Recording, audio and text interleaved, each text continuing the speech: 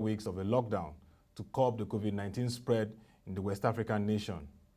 In an address to the country, President Nana Akufo-Addo announced the following key measures: lifting of the lockdown, compulsory face masks to be worn by citizens, reduction in cost of internet data, enhanced contact tracing and testing, ban on public gatherings extended for some weeks, the waiving of demurrage and rent charges on freights at seaports, expansion of brackets for essential workers, relaxation of market restrictions, and the expansion of stimulus packages to businesses.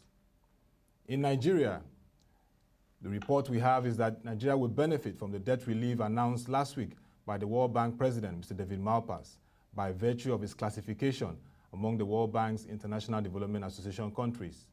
The bilateral debt relief for the IDA countries will commence from May 1st, 2020.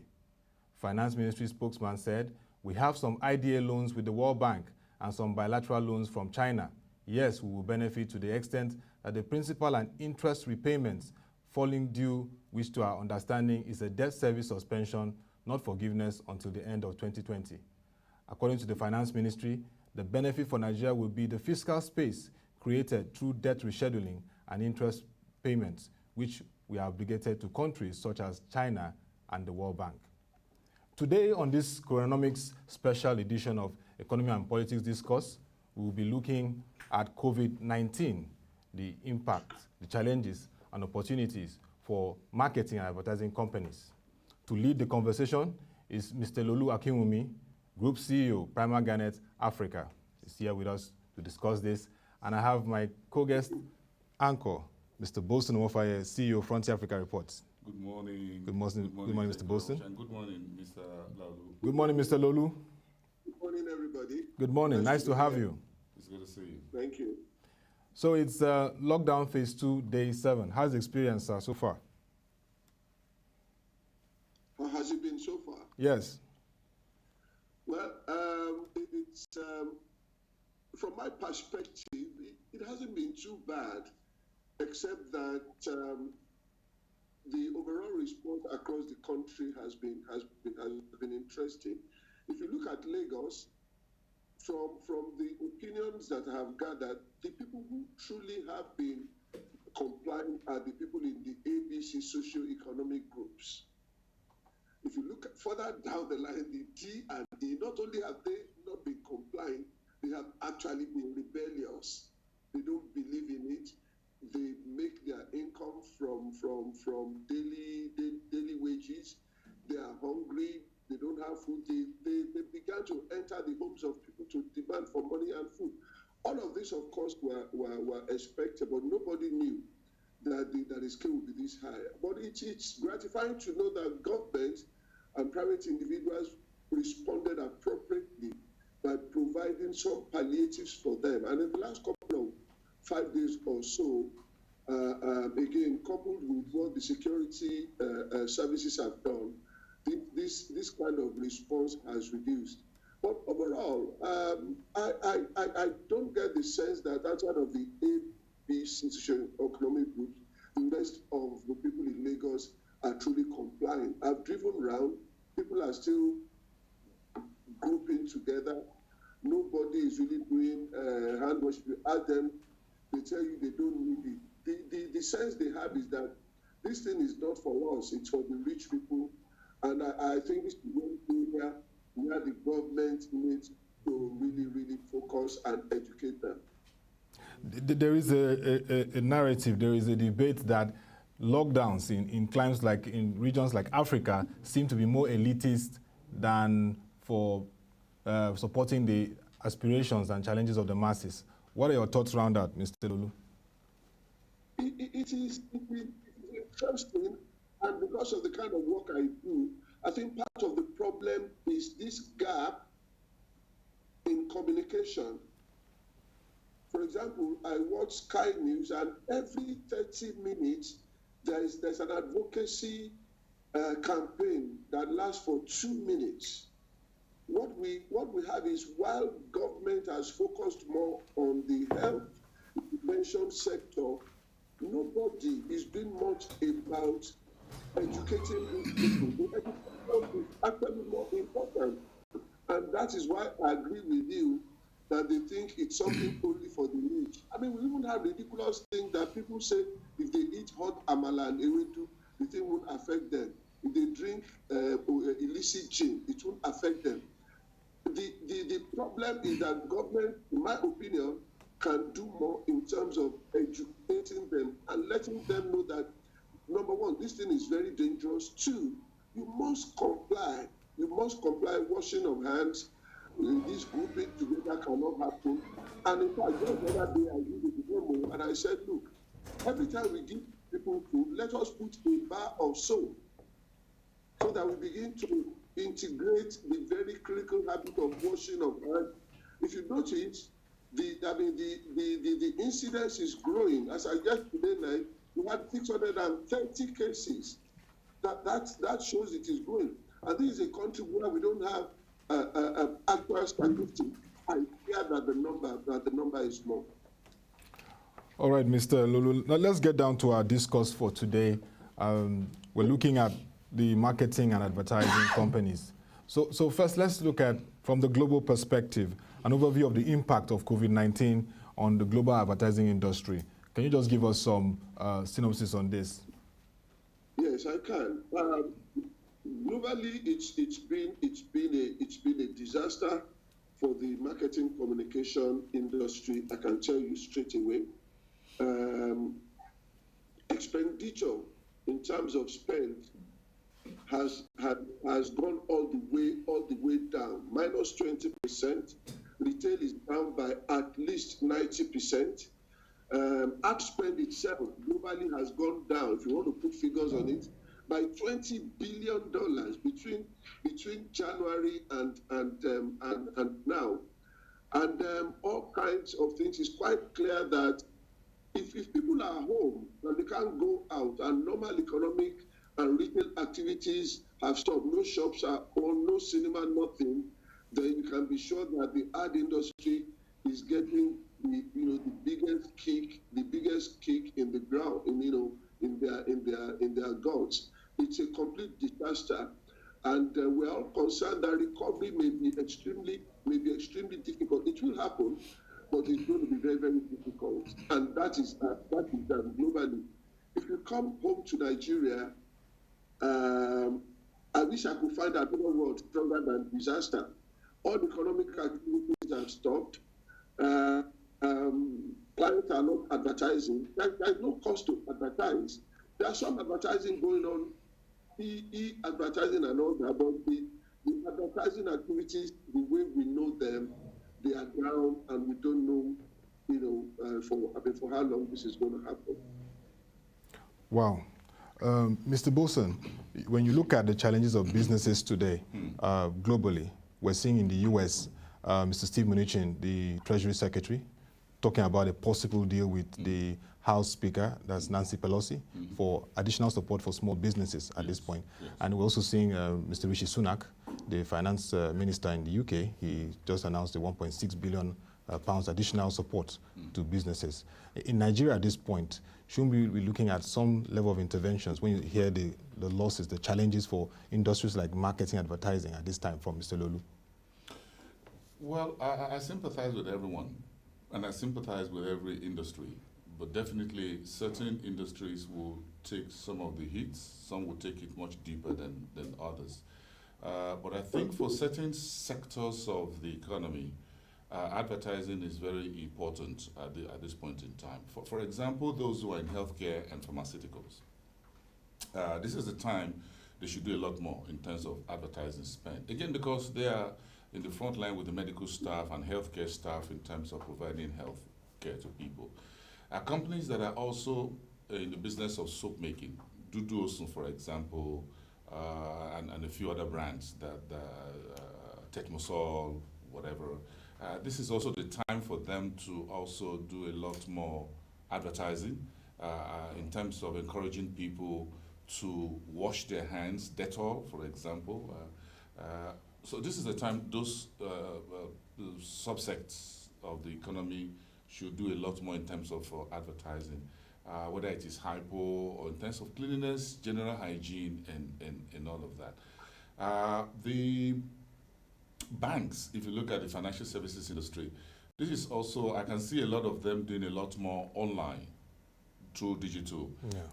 Because again, they believe that now nearly everyone is on the digital space. Is on digital space. That may not come through the traditional form of advertising that Mr. Olaolu Akinwumi's business is in. So companies will try to leverage social media to do advertising, try to cut some costs, as it were, through that rather than television and all that. But I think that the advertising and industry globally would take a big hit. Again, companies are scaling back.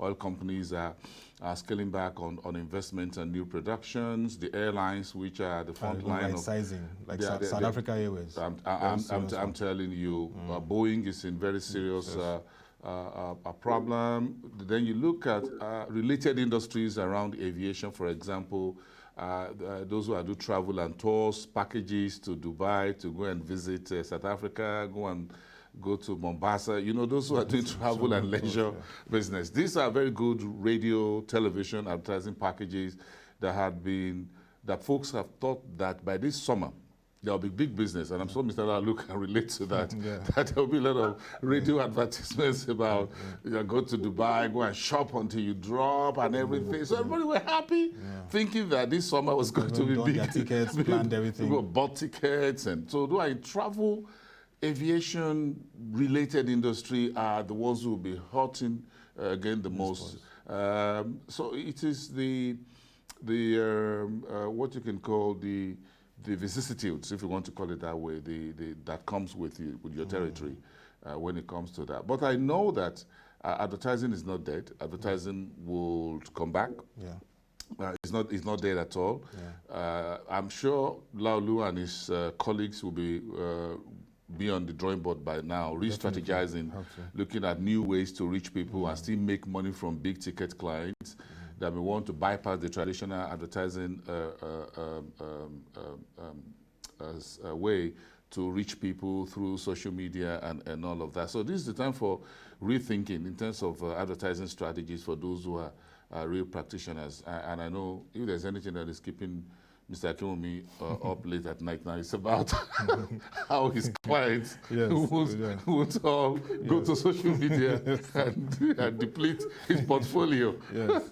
Mr. Olaolu, I mean, with the great work you're doing with Prima Garnet, you have a wide range of clients from banking to telcos to major, even FMCGs, industries. How are these companies navigating this period? How can they navigate this period? I mean, you have been the president of the Advertisers Practitioners Council of Nigeria at the point, so you have a strong leverage in the industry. What is the conversation with your colleagues, and how can they navigate this pandemic, this period? Okay, I'll tell you something. A period like this, crisis period, is what brings out the best in organizations. The crisis began to show its face from December 2019. And then by January, it became quite obvious that we're going to have some problems from Wuhan and all that and stuff. Those that are the clients that are possibly in the best position, if you take it in that order, are first those that are multinational, strongly multinational clients, in the sense that they belong to a group that has a lot of experience in managing crisis. What we have is a crisis. In managing crisis like this, they can borrow from experience, they can leverage on many things. So if you begin to look at clients like Unilever, like Nigerian Breweries and Co., then they will go through this maybe with some casualty, but they'll come out of it stronger. They are not working alone.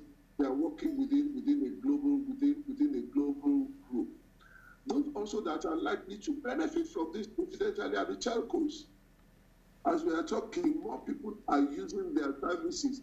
It's almost morbid if you look at it. We are doing more business at this period than than before COVID. Everybody wants to talk. Meetings are taking place online. Everything is still traced at the end of the day to what the telcos and service providers for internet. I mean, what they can give to us. I worry for the smaller companies, the local organizations. Apart from that, they don't have the kind of experience to manage this. They don't also have the money. You need a lot of money to operate for 3 months, to operate for 6 months without any serious income coming in. You need to be either a very strong bank, you need to be a telco, you need to be a big manufacturing company with deep pockets. They are the ones that are likely to come out of this stronger.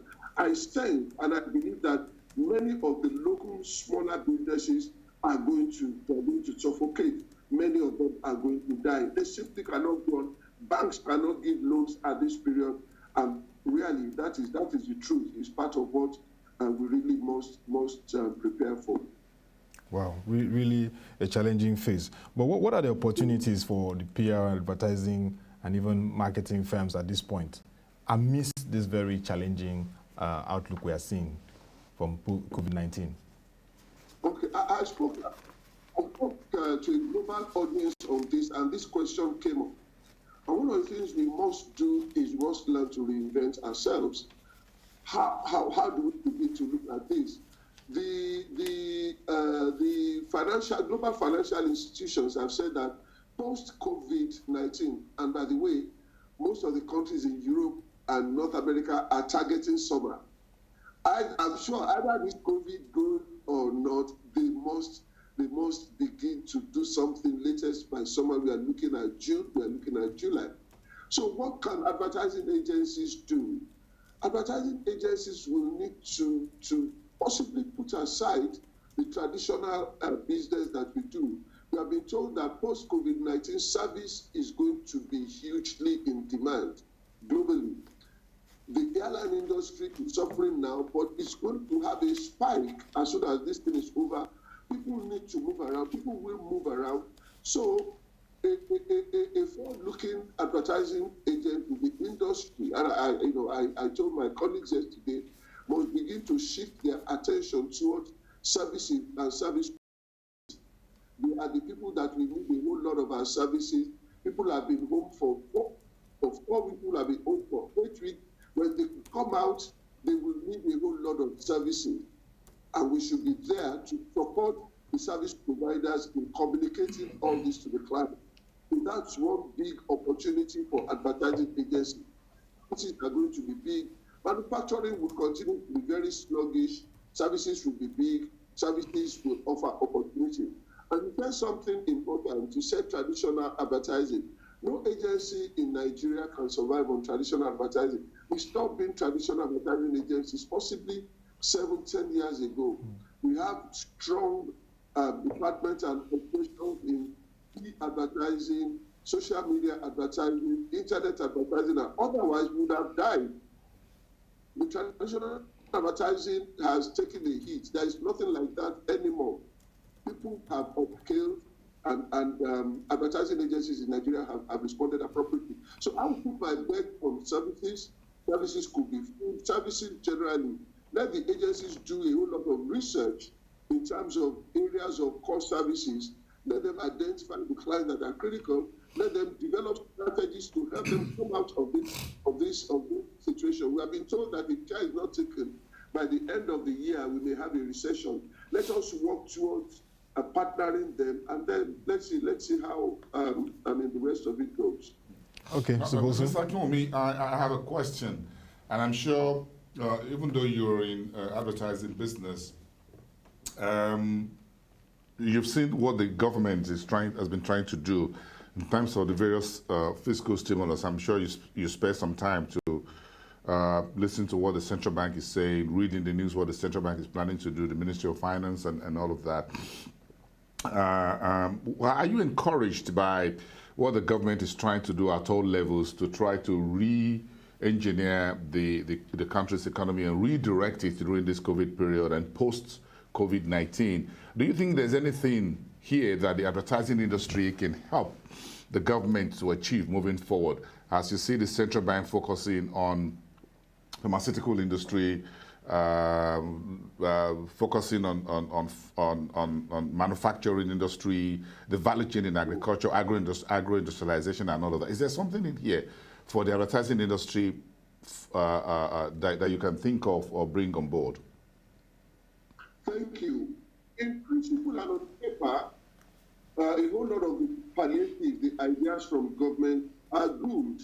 Some of them are not original to us. They've been borrowed from other countries and all that. In principle, they are good. But as you will agree with me, sometimes there's a gap between a good idea and the implementation. Look at the whole idea, the whole idea of crediting people's account, I think, with 10 or 20,000. Look at the various bottlenecks that have been introduced into them. Everybody felt if you had a BVN number, it would be enough, but all kinds of other restrictions are there. I don't know too many people who have received this money. So it's an area where the government has to look at. I know the president set up a group that's supposed to manage the economy and advise post-COVID. One of the problems, again, we are not hearing enough of them. They have been having meetings. We don't have update. They're not telling us. When they tell us we can add to it, we can contribute to it, which is, again, part of the problem we have here in Nigeria. Communication between government and people is often cloudy. You don't know. The next thing you just hear is that government has decided on this. The input of the people is critical. That is missing. But where I worry most is that at this moment, the government is in a very weak position. Very weak position. As of yesterday, crude was selling for $12 per barrel. For about 5 weeks, we have had, I think, 3 of our biggest ships on the high seas begging people to come and buy them, giving discounts. Nobody is touching them. Where is the income going to come from? Just 3 weeks ago, we had to approach the IMF for a 1.8 billion bridging loan. So my worry is that all of these ideas are good, but do we have the capital, the money to implement them? That really is where I worry so much. And I don't know what the government plans to do. The money is not coming. Even when we were selling food at $28 per barrel, the margin for government was too low. I mean, I worry about that, and we want to see how government is going to manage all of these ideas, the palliatives and all that, where the money to fund them will come from. That is the point where some of us are. Now, speaking about palliatives, we've seen in countries across the world, US, UK, and even Ghana now, from what we read in our earlier highlights, that there are provisions, there are expanding provisions for businesses. What would you be advising at this time? Because we're seeing much of palliatives, but the businesses also need some measure of stimulus and support to ensure that we do not record huge unemployments amidst this pandemic. What would you be advising in terms of fiscal incentives? Well, what is supposed to be an advantage, what the world sees as an advantage for us at this period is a big disadvantage, our size. Ghana can do a whole lot of things. Rwanda can do a whole lot of things. How many are they? People always forget this, that every project, every plan for the country means we are making plans for at least 200 million people at a time when income is not coming in, when resources, literally speaking, are dying. Apart from what I had earlier mentioned about borrowing, government needs to co-opt the private sector. But more critically, to get us out of this problem, it will still have to be spearheaded by the government. The biggest spender in Nigeria is government. The people, the source that drives the economy is the government. And government must still be that more than enough ideas. The last time I spoke with somebody very, very senior in government, he said, no, our problem is not ideas. We get them in multiples every day. But the problem is, what do we really implement? How do we implement them? The organized private sector is going to play a major role. Countries like China, countries like the UK also will play a major role. We need financing, we need loans. We have been told that our loans, they haven't been forgiven, but I think we have a route fight to December this year on interest payments on loans and all that. All of these things are going to combine together, but I don't envy those in government. It's going to be very tough because, again, we didn't make plans. We didn't prepare for a day like this. Nothing is coming in. What is going to make us survive between now and when maybe things turn around is massive dependence on loan. We are back to being a massive borrowing country. I mean, a massive borrowing country again. Unfortunately. Okay, and let's look at Africa in terms of the engagements for advertising and marketing companies. How's the conversation been in improving this industry amidst this pandemic? I spoke with my colleague in Ghana yesterday, and the situation is the same. The trend globally is the same. To get consumers to buy, you need to jumpstart something. Nothing is happening. It's the advertising industry in Ghana. I spoke with someone in Ghana yesterday. It's also in a state of flux. Consumers are not buying. If they are not buying, then what are you going to advertise to them?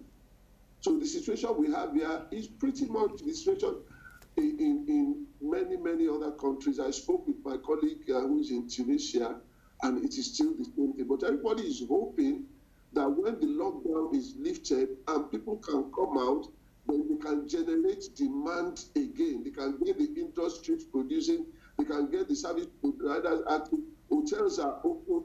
All of these are supposed to have an aggregate effect on advertising, because then agencies and clients will begin to target people again to come for their services and all that.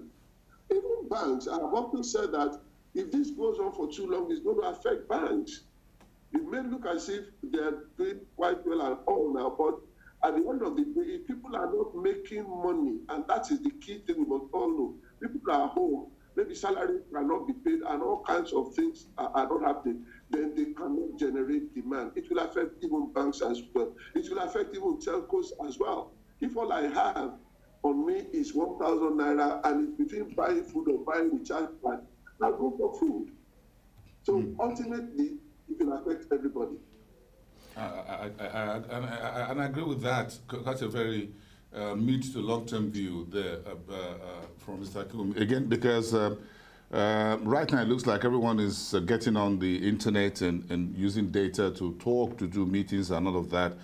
But there's going to be a limit to that. It's good to start narrowing down over time, because look, how many meetings can you have in a day? How many phone calls? How many Zoom meetings? How many Microsoft meetings can you have in a day?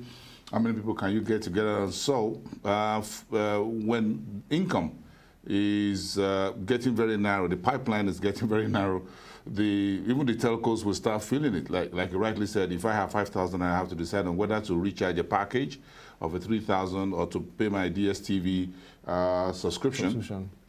Which is expiring.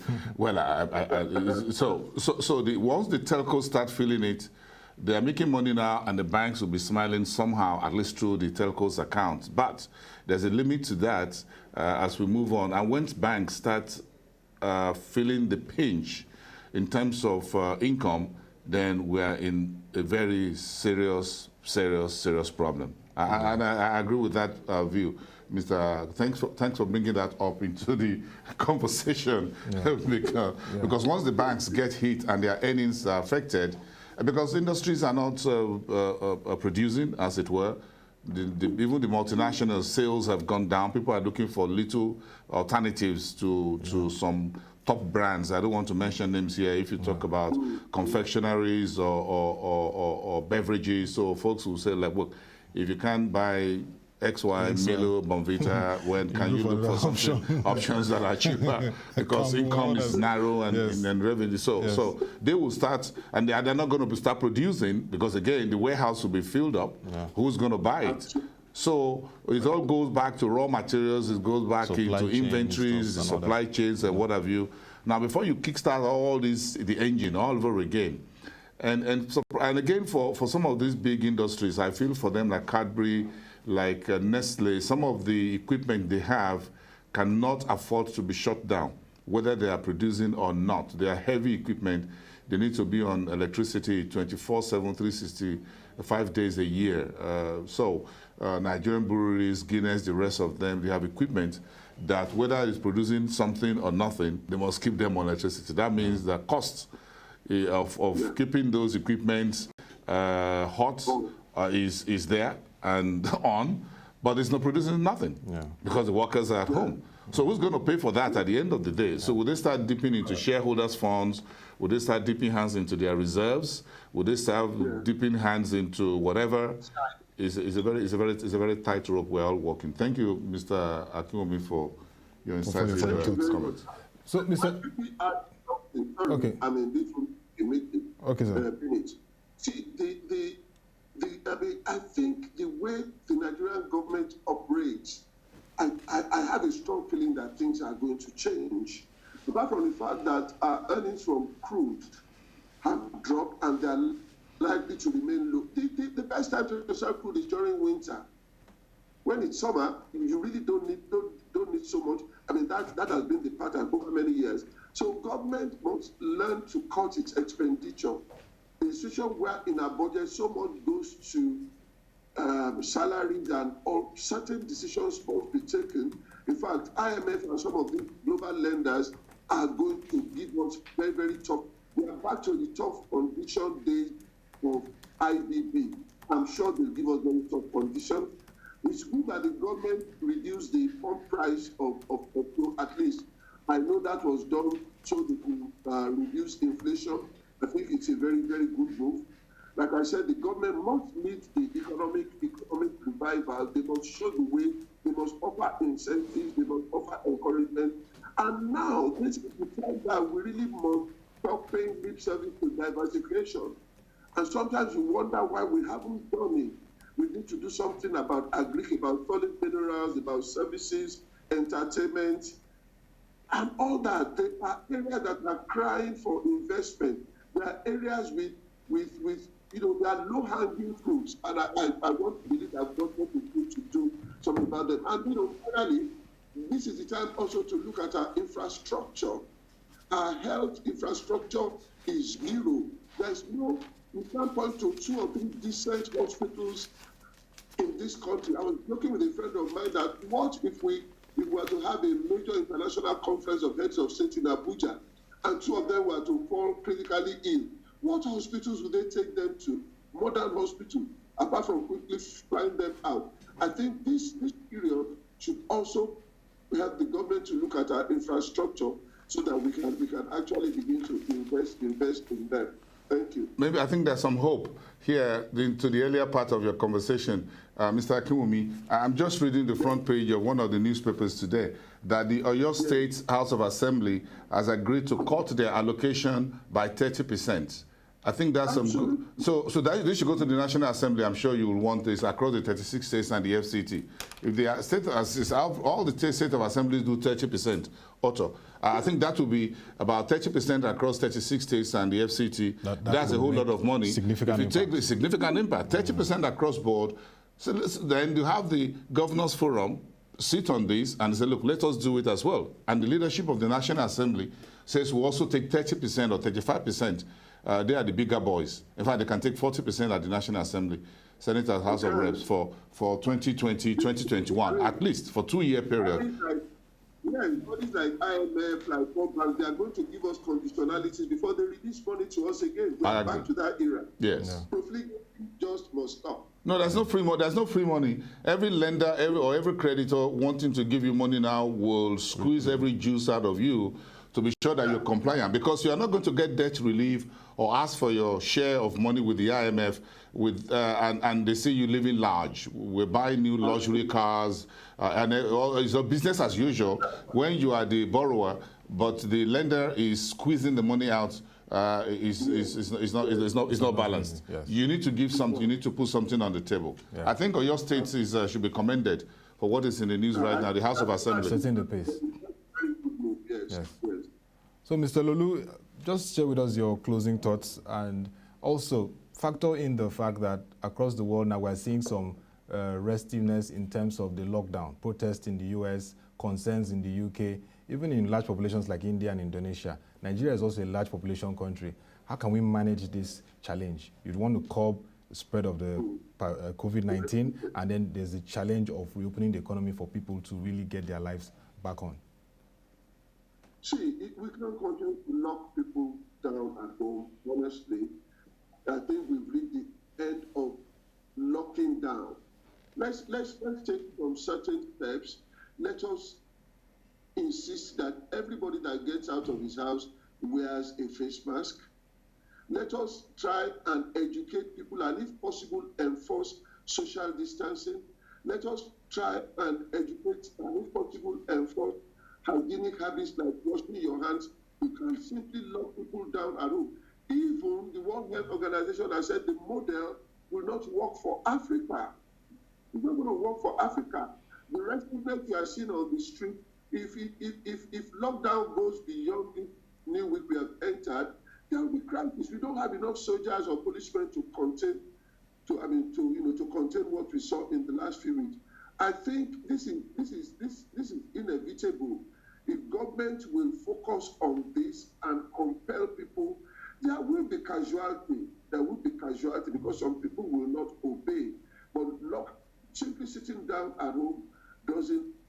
I mean, it's not going to be the long-term palliative. Education, compelling people, these are the things, and then hopefully by summer, as we have been told, the vaccine will come and then everybody will get a jab. Yeah. I agree with you, Mr. Kiwumi. Again, I'm just looking at the front page of one of the national dailies this morning, the Punch newspaper to be precise, and I'm seeing 3 pictures here of a pastor of a church in Abuja area who was arrested for holding a very large congregation service yesterday, and I just look at these 3 pictures and I see the folks in the church building inside and himself on the pulpit.